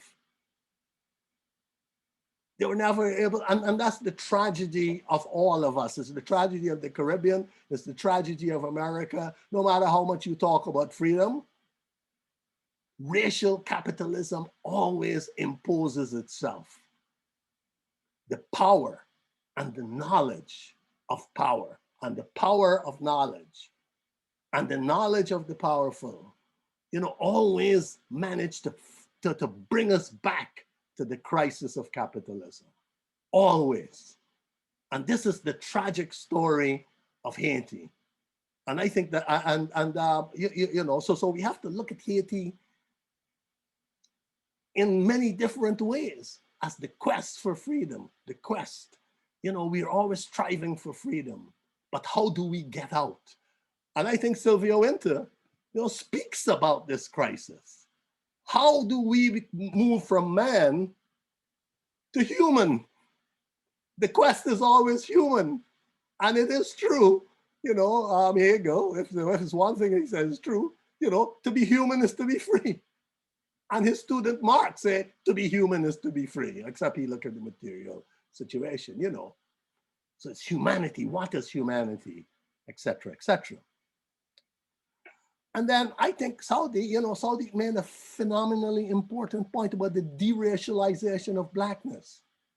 You see, because one of the things, the problem with race, when we talk about race and racial rights, you know, and the issue of rights is always constituted race. You know, we want to have racial rights. Well, we can't have racial rights because race is constituted to deny people rights. Because race is the fundamental basis, you know, of capitalism. Race is one of the axes that for the condition of capitalist accumulation. Without race, capitalism ends. So the problem is, and this is the problem, of course, of Jean-Paul Sartre when he was listening to, you know, Senghor and negritude. You know, I mean, Senghor was a student, and Sartre said, well, you know, the problem is that if you think about race as outside of, you know, what Saudi is saying Saudi is talking about, you know, if you think about race in the terms that is produced by the discourse of racial capitalism, then you're always going to lose. You're always going to lose.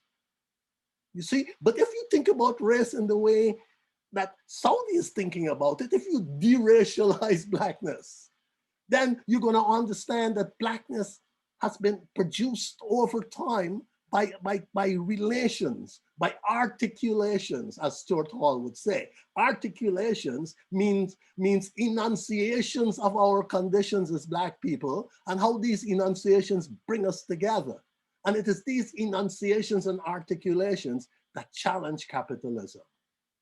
And that, I think, is the significance of Saudi's analysis. We have to deracialize culture.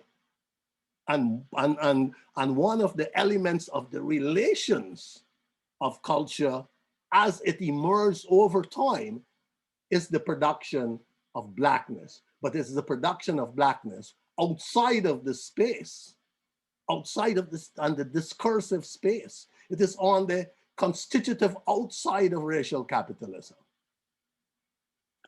So those are some of the things I think that we're talking about when we're asking the question, how should we look at reality? Should we continue for reality to be distorted by the institutions of racial capitalism? And should we be constrained and confined by these very institutions that were produced to intellectualize and justify and legitimize the conditions and perpetuate and reproduce the conditions, which is social sciences, you know, and how do we as social scientists get out of these spaces? And in every single one of these presentations, we're seeing the way. We're seeing it. All we have to do is to say, this is it. This is it. This is reality here. It's not Marx and Weber, and I mean, Marx is good, but I think that Maoism is the much more committed to the reality of people, and Maoism brought culture and the peasants to challenge the Marxist discourse. And we all have to remember, you know, Marx would say, well, you know, the Black people are, and then he spoke about the Oriental mode of production. Oriental mode, they're not ready yet. So whenever we look at Marx, we always have to think about how he was circumscribed by his own circumstances in Europe. And Mao came out and he said, well, hold on. And then Althusser and some other, you know, Marxists took up that culture, and Gramsci as well. So we're the ones that we have to look at. We're the ones the world has to look at. And it is scholarship like these that would lead us in the direction of human liberation. Thanks.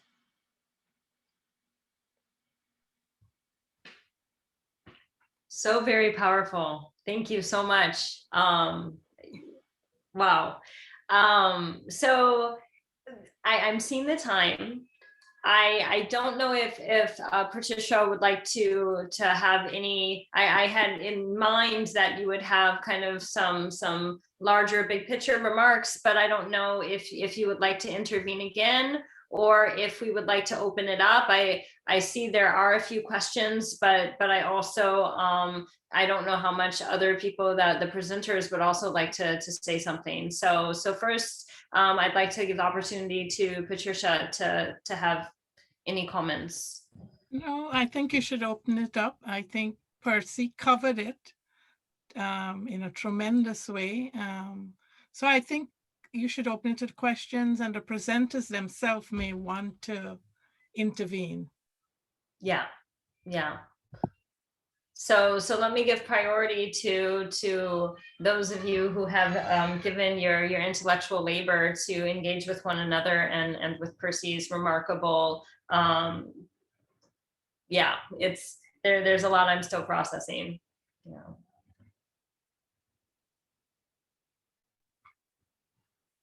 I want to just briefly say that I really love this idea of everything being relations. Relations constitute reality. And it feels just, I'm still processing a lot as well, but it feels like so much of these papers really speak to that in different ways. And the moral question of how to do that is of how to sustain those relations is really tricky and challenging. So. Thank you, Sadi. Siobhan or RICARDA, would you like to say something? Sure. RICARDA, go ahead. I'm really blown away by these comments. Thank you so much, and thank you all of you for how the talks speak to one another. I'm curious to hear from the audience. Just wanted to say that the way you framed the question of freedom, the co-constitutiveness of citizenship as a state structure, and racialization, the production of people as without rights, it's really powerful. It clarified a lot for me. But I will not waste time. I will wait for questions from the others. JOVAN? Yeah, thank you, Patricia, PERCY, for following up. It was really, I think, helpful to hear your responses to our presentations. And I think, for me, the idea of today's panel, the notion of, the idea of ethnography, there's a disciplinary kind of imperative that I was hoping to try and respond to with my paper today, right? And one that was, a question that hope to pursue or use a kind of disciplinary framework to pursue something of a liberatory agenda, which is a really complicated thing to do, right? Because we understand the kind of compromise that disciplinarity brings. We understand what happens. I mean, politically, from a historical vantage point, we see what happens when these kinds of frameworks come in to kind of make sense of the impulse of a people and the impulse, that drives a people's ambitions for freedom or sovereignty, right? I would kind of return to PERCY to say, well, I think what my view, and I think you agree. I think both PERCY and Patricia would agree that I think one of the major, especially coming out of RICARDA's, presentation, one of the major, I think, accomplishments of the kind of Caribbean human, as PERCY put it, was that as Black subjects, right, I think Caribbean people or the Caribbean political experience and momentum has actually demonstrated what the horizon past freedom means, right? If we're looking, I mean, I was sitting for a very long time with the notion of in the 1805 Constitution, I think it was Article 14, right? That at that moment, back then, there was a signification of Blackness in a way that, wasn't inconceivable that Blackness is being articulated and encoded in that particular way in 1805. And, you have to realize that at that moment, those people had gone past the threshold of freedom, right? They were exercising, experimenting with something beyond that. And the very limited term we have for it, and we know the limitations of this term, but nevertheless, the term we have for it is sovereignty, right? And that is actually what I think, Caribbean Blackness has been experimenting with and trying to wrestle with, in spite of the multiple resistances and the efforts to, capsize it at every turn. So that to me is what the kind of promise is. And so, through I think our 3 presentations and the responses from both PERCY and PATRICIA, I think, what we're getting at is maybe through this disciplinary framework, right? Through what Jordana and Garrett have asked us to do today, we can use the language, we can use the frameworks of ethnography, of empire, of theory, right? Of methods and praxis to actually get at what the exercising of sovereignty as a kind of political, a political impulse again looks like. Because we're in this diasporic circuit here, right? I mean, we have, a few Caribbean people, Caribbeanist people. We have people on this call who really, you can trace our movements across the entirety of the globe. And, yet here we are, largely, thinking out of a kind of North American, geography, thinking through it, because of that reason, North American notions of racialization. And in a way, I think what we have to offer, right, is, and there's a question, I think the second question in the Q&A is getting at this.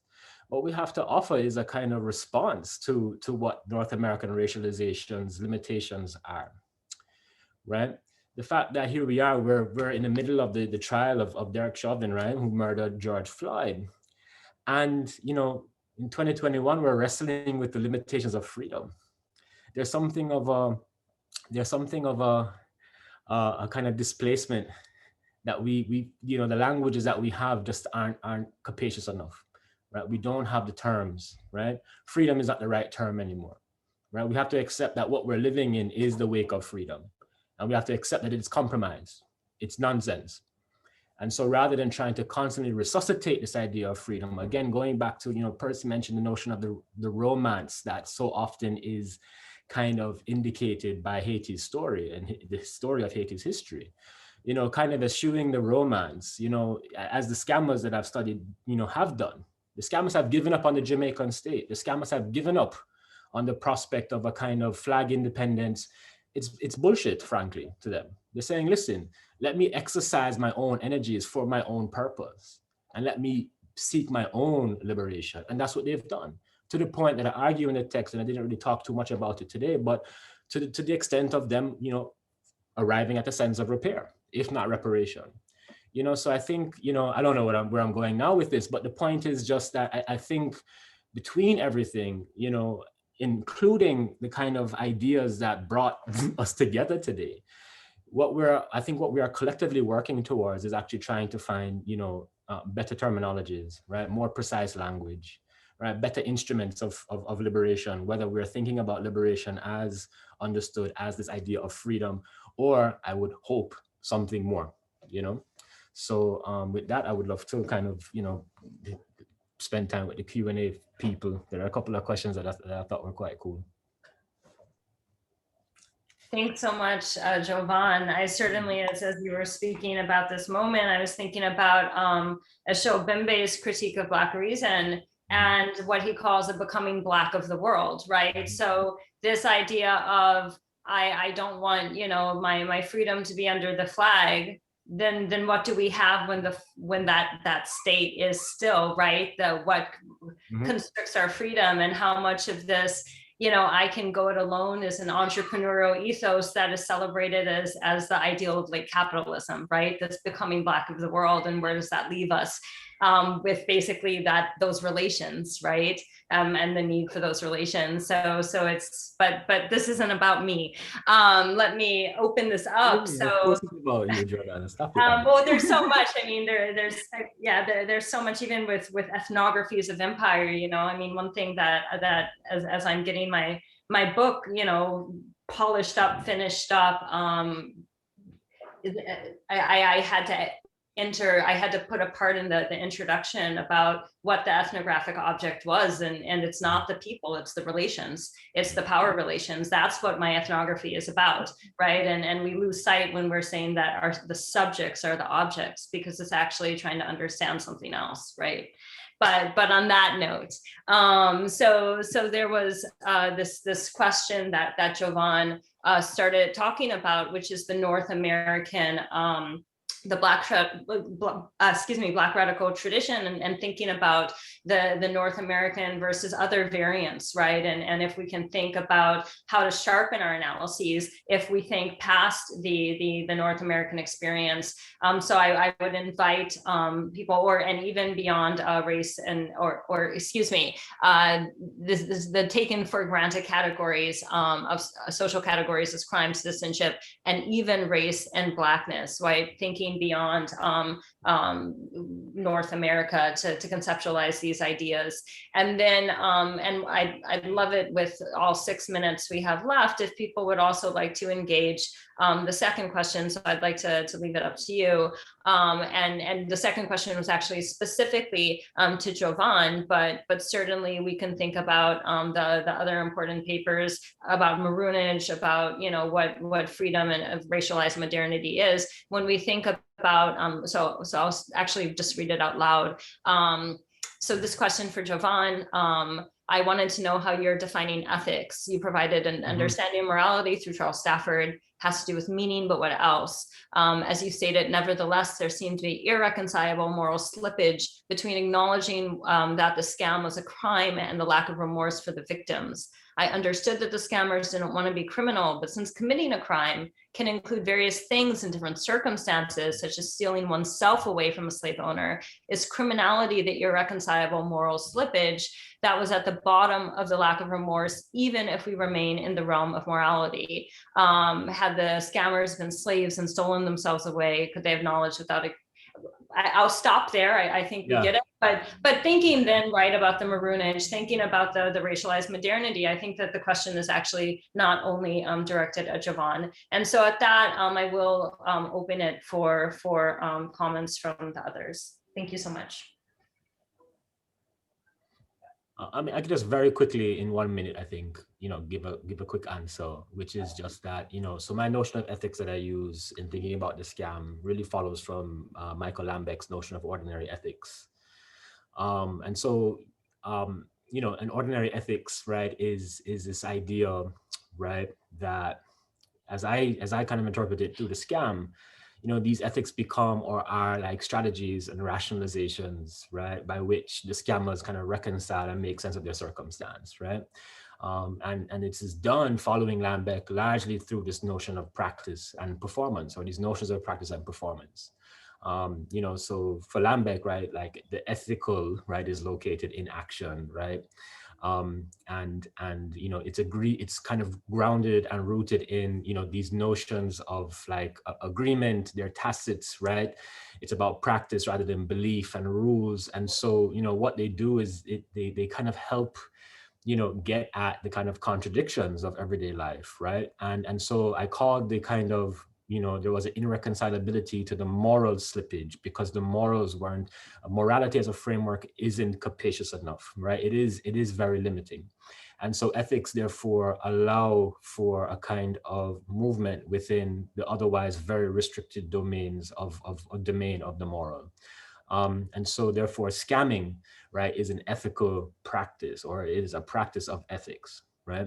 And so what I was trying to get at was I had limited. So, it was my attempt to kind of, speak to the, to the call, which is like, well, let's think about ethnography and what have you. And I had been asking the scammers the wrong kinds of questions, right? I had been asking them moral questions. And so I had therefore limited the universe of possibility, right? Of how they could respond to their, to the thing that I was looking at, right? The subject object thing that Jordana was just mentioning in regards to her own work. And so by framing, rather reframing my questions, right? So what does scamming do, right? As opposed to, is scamming a good thing or a bad thing, or what is scamming? by making it active, right? By making the questions active, by locating the questions in practice rather than belief, right? Again, following Lambeck's notion of ordinary ethics, I was able to get at what the scam, what the scam actually meant. And so that's the kind of point. And so the idea of reconciliation isn't about creating a kind of, neat and ordered, kind of cosmology, but rather it is about being able to kind of apprehend the functioning of the kind of cosmology that the scammers were in. In other words, how do you make sense of, just really quickly, one of the guys I didn't mention, in the book, I have this long discussion with him, and he's like, listen, a youth like me with intelligence, he couldn't understand how all of this damn intelligence that he had, yet he couldn't get any opportunities, right? And so what options morally do you give that person? Well, given that circumstance, they are either failing, right? Or they're failing, right? Morally speaking, they are really without recourse, but ethically, you give them, or rather through ethics, there is an opportunity to kind of think about what's happening. Well, two things can be true at once, right? This is what Winter talked about C.L.R. James and his Jamesian poiesis, right? The ability to hold these contradictions together. Again, a testament to Percy's notion of the kind of, the kind of advances of the Caribbean human, right? Being able to live within the kind of contradiction of modernity without any recourse or resource to order, right? And so that's what ethics are to me, or that's the way that I employ them in the work. That was not a minute, I completely lied. It is 5. Should I would like to take just a minute, if it's possible, to address this question of thinking beyond North America for the Black radical. Howdy, take your time. We're going to extend a little bit, so we want to hear from you. And also recognizing if people have to leave, we are so grateful. But certainly I know that sometimes people have commitments, especially, people have commitments. So absolutely, we will hold the space. If you have to leave, we are so grateful for you coming. Thank you so much. Yeah. And same for those in attendance. Thank you so much for coming and participating. Thank you. So I was thinking, I think the thing that came up for me was that I really struggled with this as I was conceptualizing my potential field work.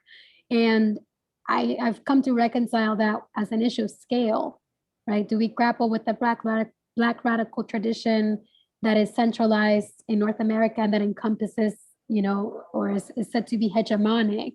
Or do we make space for other traditions that are not even named as traditions, right? Or in my case, are not even named as Black, right? Because there was a Black radical tradition in the 1960s in the Dominican Republic, but it wasn't named as such. It attempted to do the work of excavating folklore and other kinds of names, which is something I still encounter in my fieldwork, but that still remains a Black radical tradition. And so, because it's not named as such, is it excluded from the umbrella of that tradition? So I think for me, trying to think of things in their own terms outside of the US context has been one of the gifts of anthropology, like arriving and trying to figure out how to grasp at things without being forceful or forcing my own sort of framework onto my folks that I'm in relationship with. And then I think that just very briefly, the question of scale came up, or the idea of scale came up again for me, because when we're thinking about practices of freedom, I'm trying to think about that freedom beyond the nation state, because at this point, the nation state is in fact extremely oppressive in many different ways, and systemically so, and refuses to even name that racism. And so the freedom that folks are finding is a freedom to stay in a small scale territory that is of their choice, right? And that itself, that sort of small act of being, or quote unquote small act of being able to be in this sort of 25 by 20 territory that is yours, that itself is a practice of freedom, right? Stillness is a practice of freedom. And for us folks who are part of the African diaspora, stillness is not often, I don't know, I feel like it's an epistemic challenge in some ways. And so I think that's what I'm sort of thinking with and working through, like from someone who is a migrant in a nation made of migrants in a region that expects migration, expects movement, expects the sort of transformation of bodies as they move through territory. The idea of stillness and of in-placeness and of staying still feels to me really significant on a micro scale of what people are trying to practice. And of course, that requires all kinds of survival modes. It requires all kinds of resources, which is what JOVAN was sort of speaking to. It doesn't, being able to stay still is also a practice of privilege for many of us. And so that's sort of my response, but there was so much amazing conversation and brilliance happening here. Really grateful. Okay, so I'm gonna just echo something Saudi said real quick, also about this question about North America. And I actually think that, the majority of the Black radical tradition actually is global, international, or transboundary. And we have to make sure not to kind of hold it hostage to the nation state structure. So, you could answer this question through Du Bois when he thinks about Black Reconstruction. Yes, it's a book about the US South, but it's a book where he consistently positions the US South as one instance of a larger, global system of racial capitalism, drawing in,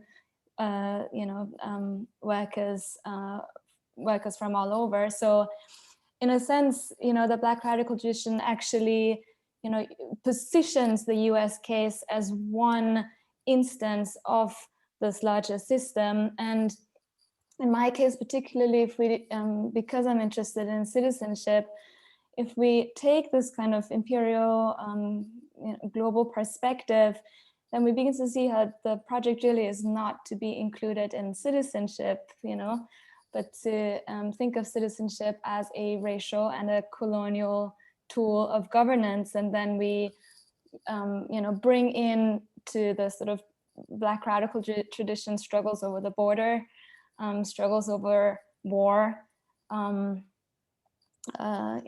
questions of immigration become central questions for this Black radical tradition, going beyond the Black-white binary, that sort of mainstream hegemonic discourses in race of race inscribed in the US.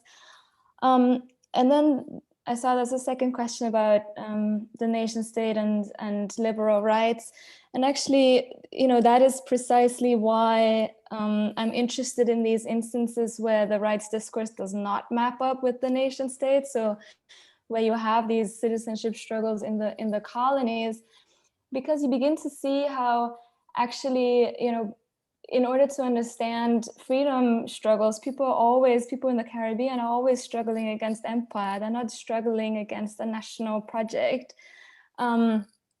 Except that, and PERCY made this very clear in the comments, because we have this, theoretical lens of the nation states, and this, if you have a hammer, everything looks like a nail. Because we take the nation state as a unit of analysis, we lose sight of the very ways in which rights fell short, but people themselves had freedom projects beyond the liberal rights narrative or the nation state. So in that way, recovering particularly the Haitian political vision is exactly the way to go.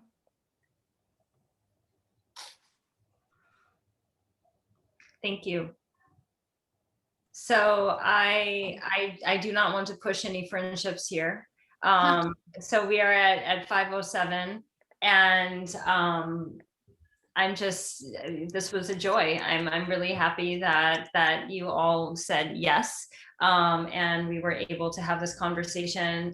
Thanks so much for those who were listening, who stuck around for this, and big hand of applause to the panelists and to PERCY. And I think Patricia had to go, but yeah, thank you. So much gratitude. Also to Asha and to the closed captioner, round of applause, amazing behind the scenes tech. So much gratitude. Thank you. Thank you. And just, I'll say, we invite you from here on out. We would be honored to have you join. We're going to keep inviting you to Ethnographies of Empire things, events, hopefully in person. We can celebrate your work and keep contextualizing its importance in person and virtually in all kinds of ways. So hopefully this is the beginning of lines of collaboration of thought and action around these important ideas. Also, Absolutely. You guys are doing a wonderful thing. I was surprised by the scope of this project, you know, and I should have heard about it before. Also, I just want to say that I mentioned the link for the organization that's doing land reparation. It's called landback.org, and they work in the US. So I can't put the link in the box because the chat feature isn't enabled, but I wanted to just let everybody know that that's there. Thank you. Could you say that one more time, Saudi? Yeah, it's landback.org. Thank you. No problem. Thank you, everybody. Bye.